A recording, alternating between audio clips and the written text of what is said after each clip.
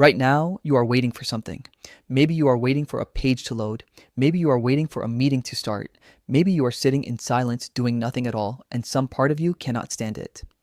That feeling pressing against the inside of your skull, the itch, the restlessness, the sense that you should be doing something even when there is nothing that needs doing, has a name. You call it boredom. But what it actually is and where it actually comes from is far stranger than you have ever been told. Because boredom is not a modern problem. It is not the product of smartphones or short attention spans or the internet rewiring your focus. Boredom is ancient. Your boredom is ancient. And buried inside that unbearable feeling is one of the most powerful survival signals your species has ever evolved. Think about your ancestors for a moment. Not your grandparents, not even their grandparents. Go back further. Go back to the open savanna 300,000 years ago, where a version of you crouched near a fire at midday with nothing to hunt and no immediate threat in sight. What did that person feel? Researchers have spent decades trying to answer that question, and what they found changed the way scientists understand the human mind entirely. Sandy Mann, a psychologist at the University of Central Lancashire, has studied boredom longer than almost anyone alive. Her conclusion is not what you would expect. Boredom, she argues, is not emptiness. It is the opposite of emptiness. It is a signal, loud and insistent, that your mind is full of energy with nowhere to go. Your brain does not idle. It was never designed to idle. Even when you are doing nothing, a dense web of neural activity, what neuroscientists call the default mode network, lights up inside your skull. You start to imagine. You start to plan. You start to run through futures that do not exist yet. You rehearse. You invent. You wander. That wandering is not a flaw. It is a feature, and it is 300,000 years old. Here's what the savannah version of you understood without understanding it at all. Stillness was dangerous, not because something was always coming for you, though something often was, but because stillness meant you were not preparing for what was coming next. Your boredom was a timer, a biological alarm saying the world does not stay the same. Move, search, create, problem solve before the problem arrives. John Eastwood, a psychologist at York University in Toronto, calls boredom a failure of attention. Not a failure of stimulus, a failure of attention. The world around you has not run out of things. Your attention has lost its grip on them, and that loss of grip sends a surge of agitation through your body, a surge designed to force you to redirect, refocus, reach outward. In other words, the discomfort you feel when you are bored is not a glitch. It is the system working exactly as it should. But here is where it gets counterintuitive. That same ancient mechanism, the one that saved your ancestors from stagnation on the open plain, is now firing inside a world it was never built for. You feel the surge. You feel the alarm. And instead of wandering toward the horizon to scout new territory, you pick up your phone. You scroll. You switch tabs. You eat something you were not hungry for. You simulate forward motion without going anywhere at all. And the alarm does not stop. It gets louder. Psychologist Mihaly Csikszentmihalyi spent decades studying what happens when human beings are genuinely engaged, when attention and challenge align so perfectly that time dissolves and self-consciousness vanishes. He called this state flow, and what he found, studying thousands of people across dozens of cultures, was that flow was the natural endpoint that boredom was always pointing toward. Boredom was not the enemy of engagement, it was a doorway. Your ancestors did not have the option of false stimulation.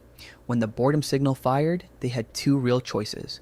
They could sit with the discomfort until it sharpened into creativity, into problem solving, into the invention of something new. Or they could move towards something genuinely unknown. A new territory, a new tool, a new social connection. Either way, the signal forced them forward. The cave paintings of Lascaux are estimated to be 17,000 years old. No one commissioned them. No one paid for them. They were made by people sitting in the dark with ochre and animal fat and the restless energy of a mind that had nowhere else to go. Boredom built those paintings. The same signal firing in your skull right now built the first human art. Think about what that means. The same neural pressure that makes you swipe mindlessly through content that does not satisfy you. That same pressure, in a different body, in a different world, once produced the oldest images of life on Earth. And the research confirms it. A 2014 study by Mann and Cadman, published in the journal Creativity Research Journal, gave participants a series of mundane tasks before asking them to complete a creative challenge. The group who had spent time doing the most boring tasks, copying numbers from a phone book, performed dramatically better on the creative challenge than the control group that had not been bored first. The boredom had primed them. The restlessness had no outlet, and so it turned inward. And what it built there was richer than anything the unstimulated group produced. Your boredom is not wasted time. It is pressure building behind a door. But modern life is very good at giving you a valve that releases just enough pressure to feel relief without ever opening the door. Here is a thought experiment. Think of the last time you were truly, genuinely bored. Not briefly bored before reaching for your phone, but bored for long enough that your mind started doing something on its own. Long enough that a strange idea surfaced. Long enough that you started thinking about something you had not thought about in years. That is the system doing what it was designed to do. That is 300,000 years of evolution running the program it was built to run. The ancient version of you did not fight boredom. It surrendered to it. And in that surrender, new things were built. Fire was made more efficient. Tools were refined. Stories were told for the first time. Connections between people deepened. Because boredom shared around a fire becomes conversation. And conversation becomes culture. You live in a world that has declared war on boredom. Every surface is lit. Every moment is fillable. Every pause is an opportunity to consume. And you are more bored than any generation before you has ever been. Not because you're broken, but because the signal has never been stronger and the doors have never been more sealed. Eastwood and his colleagues published a comprehensive review in 2012, arguing that chronic boredom is not just unpleasant, it is dangerous. People who score high on boredom proneness show elevated rates of depression, anxiety, substance abuse, and risk-taking behavior. Not because boredom causes those things directly, but because an organism that is built to move and never moves eventually turns its energy against itself. Your ancestors could not afford to be chronically bored. The signal always forced a response. The response always produced something: movement, creativity, connection. Rest that was actual rest and not performed rest while staring at a screen. You have inherited the signal without inheriting the conditions that made the signal productive. So what do you do with that? Researchers who study boredom therapeutically, a growing field, remarkably, suggest something simple and almost aggressive in its simplicity. When the feeling comes, do not fill it. Sit with it for just a few minutes longer than feels comfortable. Do not reach for anything. Let the pressure build. Let the mind begin to wander without directing it anywhere. What surfaces in those minutes is not nothing. It is you. Specifically, it is the version of you that existed before the world taught you to outsource your restlessness to a screen. The person who made those cave paintings did not know they were making art.